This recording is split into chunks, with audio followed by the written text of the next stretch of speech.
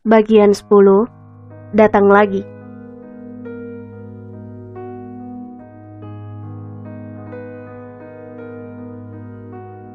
Tak sanggup menatap rumah penuh kenangan itu. Ada pilu bagai sayatan sembilu mengiris hatiku saat sekilas mataku menatap puing-puing bangunan rumah kami. Mataku kembali basah, walau dengan penuh perjuangan agar air mataku tak lagi jatuh. Tetap saja aku kalah dan menangis di pelukan ibu. Sepanjang jalan hanya isak yang terdengar dari kami berdua, sementara kedua adikku terlihat mengantuk. Tidak sampai 15 menit kami sudah sampai di rumah kayu besar milik Pak Haji Amir. Ali Akbar keluar dari mobil kemudian membantuku membawa koper berkas tadi. Pemuda tanpa nitu tersenyum ke arahku. Tanpa mengatakan apapun, ia membawa koper itu masuk ke pekarangan rumahnya. Aku, adik-adikku dan ibu bergandengan tangan menuju rumah Pak Haji Amir. Lelaki tua itu dengan ramah mempersilahkan kami masuk ke rumah di lantai bawah. Semenjak kematian istrinya, lantai bawah yang dulu digunakan sebagai dapur, sekarang sudah tak digunakan lagi. Lelaki baik itu menceritakan kisah kepergian istrinya itu dengan wajah muram. Walau terasa amat lelah dan tidak bersemangat, aku dan ibu membersihkan rumah yang akan kami tempati. Bangunan itu terdiri dari 2 kamar. Ada dapur dan ruang tamu. Sangat lumayan buat kami yang dulu tinggal di rumah reot dan sempit. Astagfirullah, kok kita tidak minta izin nenek dulu, Bu? Sahutku baru tersadar kalau kami belum pamit pada nenek. Tentu beliau sangat khawatir pada kami. Waktu ibu di rumah Bu Sani, tadi nenek kemana ya, Bu? Sambungku. Karena panik dan bingung, aku memang lupa pada wanita yang selalu membelaku saat ibu menghajarku. Iya, As, ibu sampai lupa. Tadi nenek bilang mau cari minyak kayu putih untuk ibu. Tapi kok nggak pulang-pulang ya? Tanya ibu kembali seraya tangannya sibuk mengibaskan sapu ke atas ranjang. Selesai membersihkan, aku ke sana mencari nenek. Takutnya dia khawatir. Sahutku sibuk melap meja dapur yang mulai berdebu. Bukti kalau tempat itu tidak pernah digunakan lagi. Kulirik keluar teras. Ali Akbar sibuk membersihkan kaca jendela. Diam-diam dia ternyata membantu kami. Sementara Pak Haji Amir tengah asyik menyeruput kopi hitam di kursi santai yang terletak di teras rumah yang akan kami tinggali. Aku benar-benar kagum pada lelaki tua itu. Hatinya begitu tulus dan baik. Pantaslah jika masyarakat memilihnya jadi imam di desa ini. Sebagai orang yang dituakan, ia bisa jadi teladan bagi masyarakat sekitarnya. Menjelang maghrib, barulah kami selesai membereskan semuanya. Aku menghempaskan tubuhku di atas kasur empuk yang terdapat pada salah satu kamar rumah itu. Fasilitas rumah ini sangat lengkap. Bahkan terdapat kamar mandi dan WC di dapur. Aku merasa sangat berutang budi pada keluarga ini. Kuikuti langkah ibu keluar menemui Pak Haji Amir. Lelaki itu tengah sibuk menyiram bunga yang bermekaran di halaman rumahnya. Bunga asoka berjejer rapi menghias pagar bambu miliknya. Terima kasih Pak Haji telah menampung kami di sini. Entah dengan cara apa, kami membalas kebaikan Pak Haji Amir. Kudengar ada tangis dalam ucapan ibu. Aku berjalan mendekatinya. Aku tahu, ibuku saat ini masih sangat terguncang. Sudahlah Bu Aisyah, tidak usah sungkan begitu. Bukankah sesama muslim kita bersaudara? Pastilah jika saudara kita tertimpa musibah, yang lainnya wajib menolong. Tukas lelaki baik itu diiringi senyuman hangat. Aku meraih tangannya kemudian mencium punggung tangannya penuh taksim, sebagai ucapan terima kasihku yang teramat dalam padanya. Sama-sama Nak Asmi. Saya juga berterima kasih pada Nak Asmi karena telah membantuku selama ini mengajar anak-anak mengaji. Terus terang aku sudah tak sanggup untuk mengajar sendiri. Maklum sudah tua.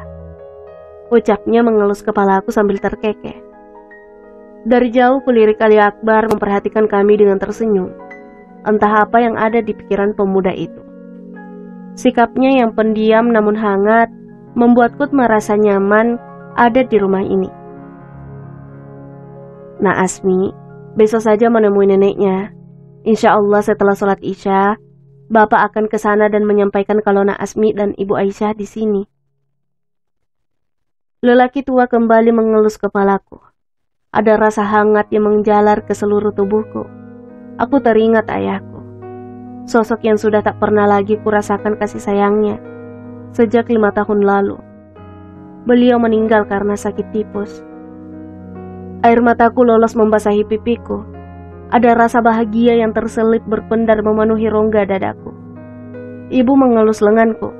Wanita bertubuh kurus dan ringkih itu tampaknya memahami perasaanku.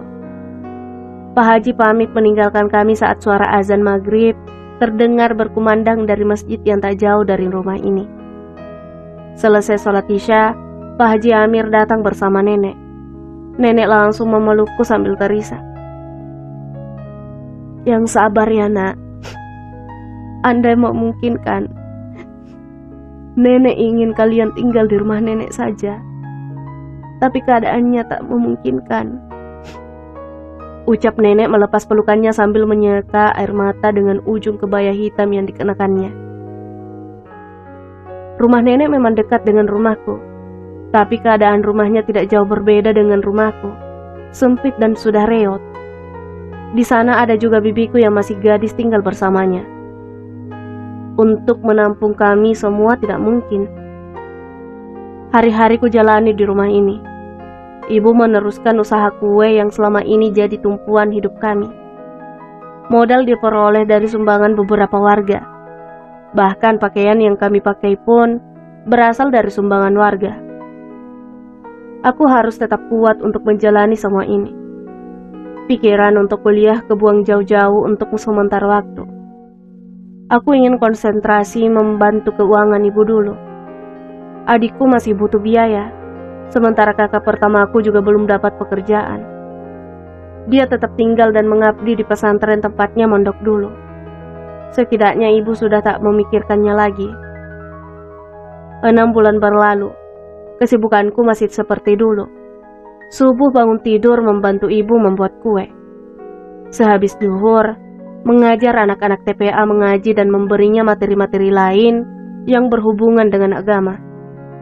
Walaupun aku bukan anak pesantren, tapi dari dulu aku sering belajar mengaji dari ustadz-ustadz yang mengajar di masjid. Jadi untuk mengajar anak-anak masih bisa aku lakukan.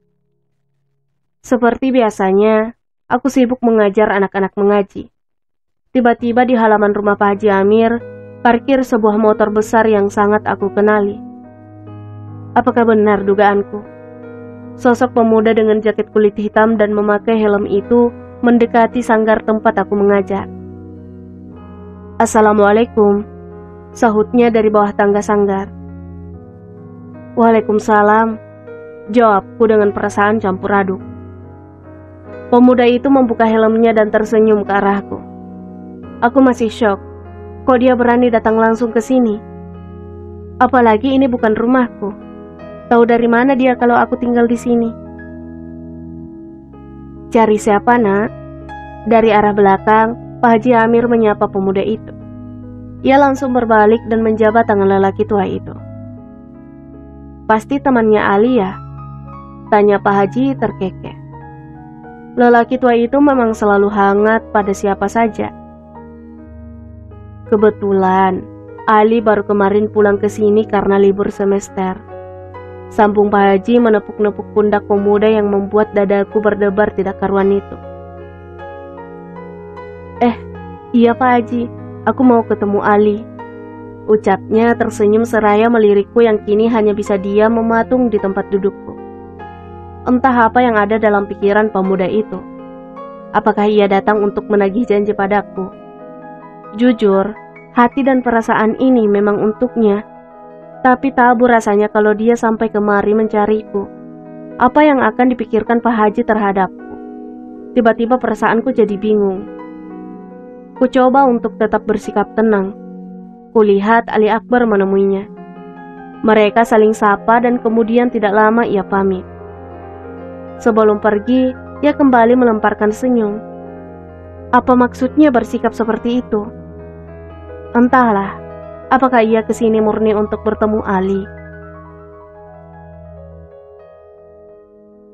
Bersambung.